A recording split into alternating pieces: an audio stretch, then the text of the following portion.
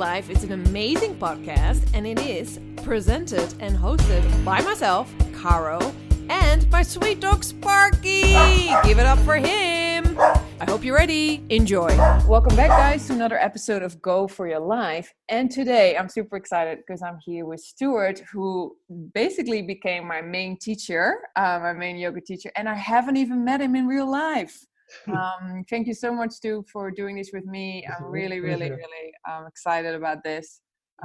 It's been such a blessing. I mean, I think many of you listeners and my friends as well, I've been speaking about Stu a lot. I mean, for the last a bit over a year now, I've been taking about 3 to 4 classes a week, I would say, and always in his workshops as well and the courses. And I'm just, Stu, I think you changed my life, my practice, you know. I really am. I'm so grateful, you know. So yeah, no, for the better. No, you didn't make it any worse, Stu. Come on. No, but it's been like, I really felt like how amazing it is that I nearly came for my birthday in December, but then, you know, with the studio was open and then it was closed and then with all the, you know, crappy stuff going on. So hopefully soon we'll meet you in life. Don't worry, you've got plenty of time. Yeah. I'm here for another 40 years, so you've got... Yeah. That's good. I've got 40 years and you've got a lot more, so don't worry. We'll get there. We'll get there. Yeah. And speaking of which, because you were born in Scotland, right? Yeah, I'm Scottish. Yeah. And I remember you were mentioning, like, how was it growing up in Scotland for you? I grew up in a very religiously bigoted time in Scotland. In Scotland, Catholics and Protestants at that time don't mix very well. And I was brought up in a strictly Protestant environment.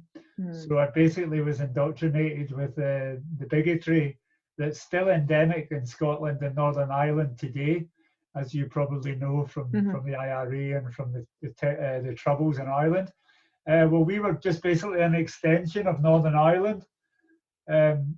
Catholics and Protestants were divided. You didn't go to the same school. You never went out with a girl or a boy who was the opposite religion, and there was a lot of gangs.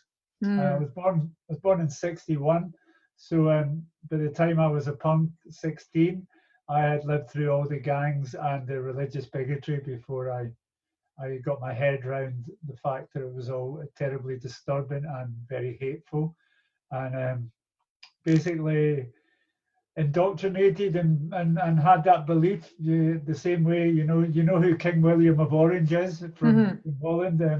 You think he came from Delft. Yeah. And in Delft there's a statue to him, and it always used to remind me when I lived in Delft, what I was brought up with, and it took me 9 months in Holland to get away from that after 16 years of bigotry. Yeah. And it's still endemic today in Belfast, in Northern Ireland, in Glasgow, and gang warfare was pretty endemic as well. So very, very violent, very male, very misogynistic background. Yeah. Probably the exact opposite of yoga. Yeah. Or what I surround my life with now is probably the exact opposite in the terms of ahimsa, animal welfare, politics, generally human rights, civil liberties. That was the opposite from what I was brought up with. And was it also a reason for you to sort of escape Scotland or something, or did you feel? I started taking psychedelics, started taking mushrooms and LSD, and started smoking pot, and just generally realizing, having a whole quantum shift in my head as to what life was about, thanks to LSD and thanks to psychedelics, basically. When I left school, I worked in IBM. Basically, there was very few places to work in Scotland, so you either went to the shipyards or you went and worked in the shipyards, and then Thatcher shut down the shipyards and the coal mines. So we were all employed by National Semiconductors, IBM, Apple, Texas Instruments, and I got a job with them, and I spent 4 years, and that's a very weird atmosphere as well, because it's even though it's IBM and it's multinational and it was still running Scottish religious lines, and so I lasted 4.5 years, and then I set off for lovely old Amsterdam. Oh, really? Okay. Yeah, then I Okay. went to Amsterdam. I went to Amsterdam just basically because all my friends from Ireland and Scotland were there. Yeah, cool. It was a good place to get drugs at the time and not get not It get still hammered is. by the police. Well, if you live in Scotland, it's very small, so the drug squad cottoned on to what you were doing at that time. Yeah. We looked very different. We were punks. Mm-hmm. We were punks. We were punks who stuck out quite a lot in Glasgow and Edinburgh and all the big cities in Scotland. It's still a very small society. Yeah, yeah. So we went to Amsterdam and got our freedom at first, and then I moved to Delft, and we did a crack house called the Begijnhof, which is still there today. Yeah, exactly. We cracked the Begijnhof and started the Begijnhof in 1982.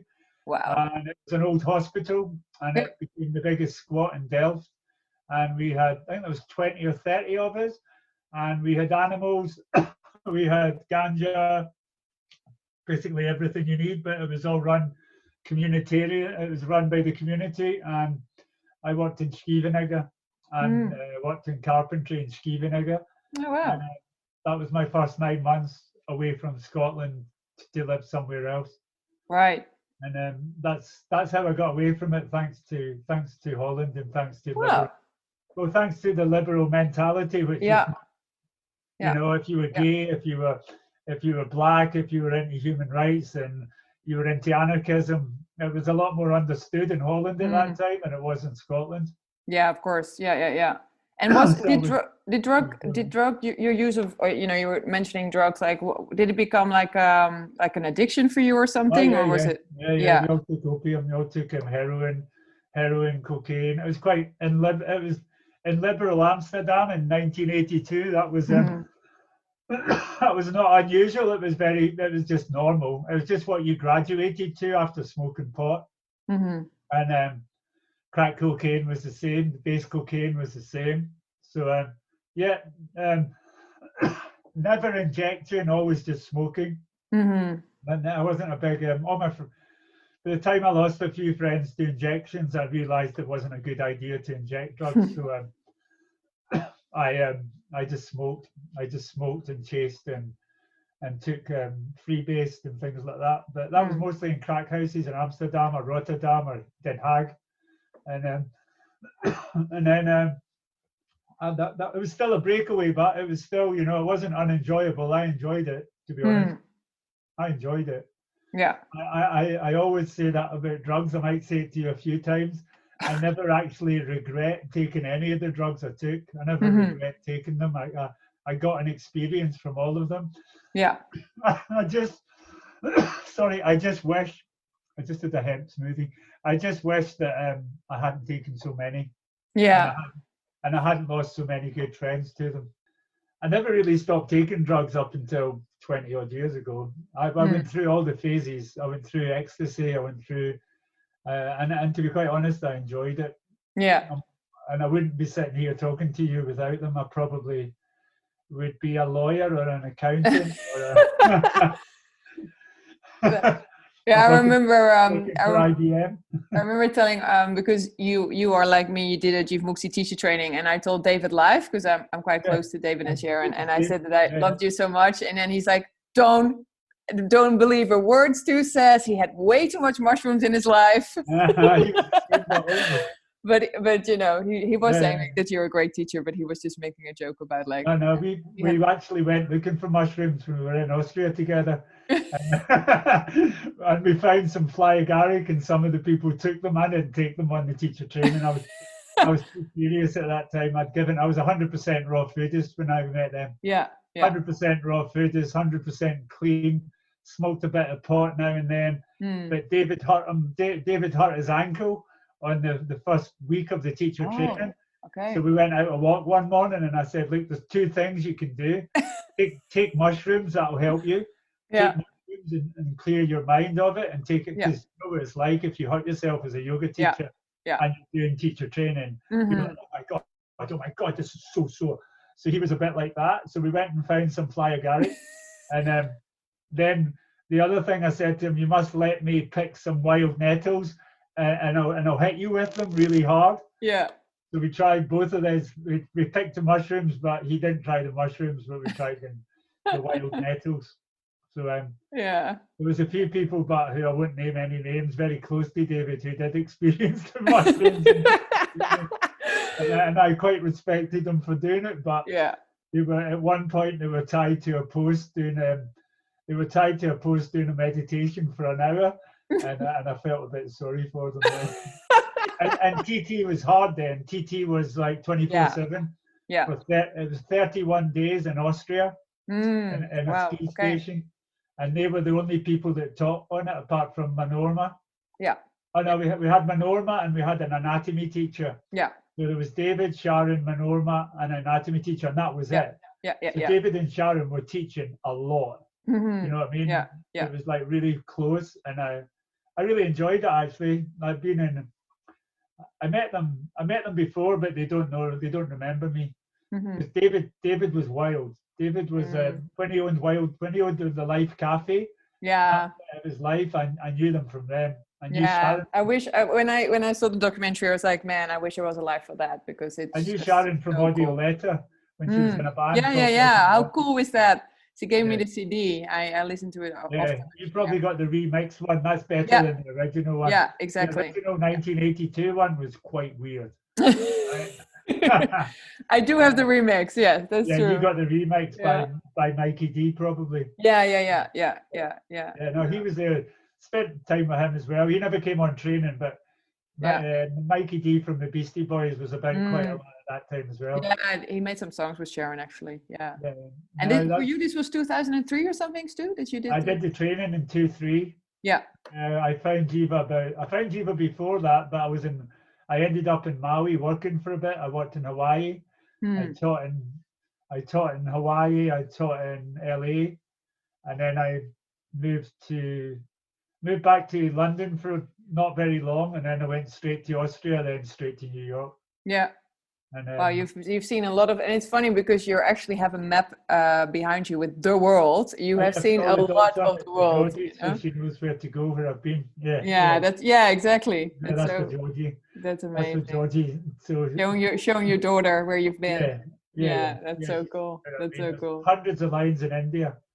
And lots of dots in India. Yeah, this one. We've been a lot of times. She's 11 and she's been to India 9 times. Wow, that's pretty good. Sri Lanka 3 times. The benefits of having a dad as a yoga teacher. Well, I taught the first retreat I taught was actually, remember Kat from Jiva Mukti, who owns the studio here. Yeah. Kat did one in Goa and I did one in Goa, and that was my first one in Goa. Nice. I always said I would never go to Goa because it was full of hippies. I hate trance music, by the way.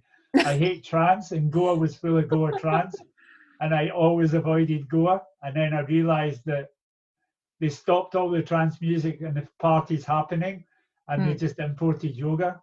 Yeah. So I went with that and stayed for 10 years, going to Goa and teaching every Christmas. Wow. Which is really good fun. Yeah. And because from what I understand, Stu, like yoga came into your life quite similar to Sharon as well, because you broke your back, right? Like you. And how long ago is that you started your yoga journey by practicing yourself? I didn't start practicing until 25, 26 years ago. Probably 20. Where are we now? 202, 221. Yeah, about 26 years ago, 25 years ago, and I was terrible. I could do it. I was coming home one night, and Camden Market. Yeah. It's on a canal. Yeah. It's on a canal, and there's little bridges above it. I used to live in a big squat down at Camden Market. Yeah. And I was coming home one night from a music co-op, and I left my mates, and I jumped onto the top of a wall, and then jumped from the wall onto a grass platform.